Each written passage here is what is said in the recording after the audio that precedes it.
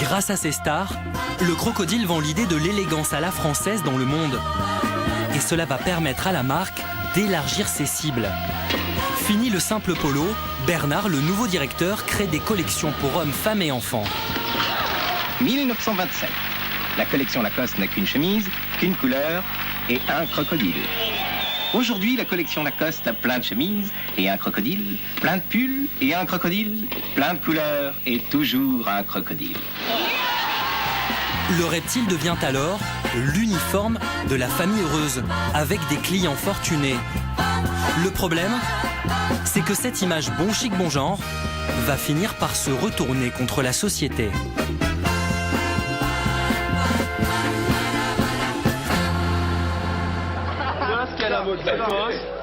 Car dans les années 90, un nouveau type de clientèle s'accapare le style bourgeois des polos au crocodile. Très loin des cours de tennis, le reptile va rencontrer un succès inattendu auprès des ados de banlieue. Ils utilisent la griffe prestigieuse pour se mettre en valeur.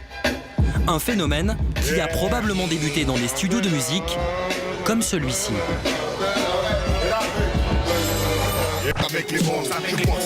Dans les clips, les chanteurs arborent fièrement leur polo et lancent une mode.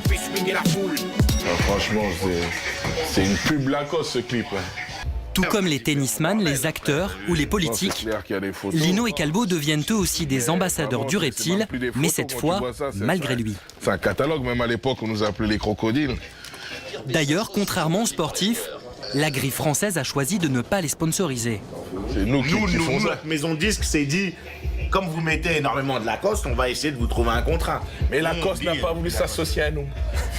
On n'a peut-être pas le profil Du crocodile. C'est quoi le profil du crocodile? Enfin, je sais pas, peut-être c'est un petit tennisman bien frêle. Avec des longs cheveux, blonds, aux yeux bleus.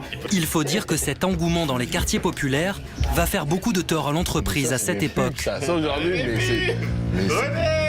La clientèle historique, déroutée, fuit le crocodile et se tourne alors vers ses principaux concurrents. Tommy Hilfiger, Hugo Boss et surtout Ralph Lauren. Entre 93 et 97, le joueur de polo voit augmenter ses ventes de 157%. Un passage douloureux pour Michel, le fils de René, qui aujourd'hui encore refuse d'évoquer cette période. Le polo a été porté par des jeunes dans les cités, etc. Est-ce que c'est quelque chose qui se détachait un petit peu de l'image de sportif chic aujourd'hui? Joker. Le truc des banlieues, moi je veux pas m'embarquer là-dedans. C'est donc l'homme du marketing, Christophe Chenu, qui est chargé de décrypter ce phénomène. C'était une appropriation de la marque par les banlieues, le rap, à laquelle la marque n'était pas préparée à l'époque. Donc il a fallu que la marque, effectivement, s'adapte à cet événement qu'elle n'avait pas sollicité d'elle-même. Pour reconquérir sa clientèle BCBG, à cette époque, la compagnie décide de réagir. Elle veut redevenir l'emblème du chic à la française. Pour ça, elle va tenter de se faire passer pour une enseigne de haute couture.